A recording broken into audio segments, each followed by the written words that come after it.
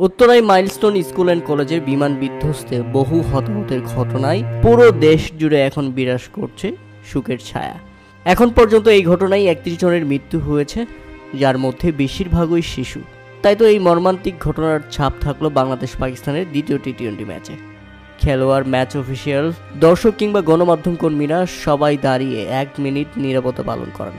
দুই দলের খেলোয়াড় ও আম্পায়াররা সহ সকলেই কালো ব্যাজ পরে মাঠে নেমেছেন। এছাড়া এই ম্যাচে ৪ ছক্কা এবং উইকেট পতনে বাজানো হবে না কোনো মিউজিক। তবে বাংলাদেশে এক বিপদ কাটতে না কাটতেই আরও একটি বিপদ দেখা যাচ্ছে মিরপুর স্টেডিয়াম থেকেই।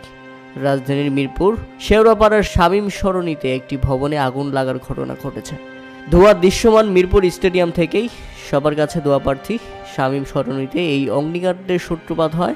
খবর পেয়ে ফায়ার সার্ভিসের ৩টি ইউনিট ইতিমধ্যে আগুন নিয়ন্ত্রণে রওনা দিয়েছেন। আগুনের সূত্রপাত ও ক্ষয়ক্ষতি সম্পর্কে এখনও জানা যায়নি।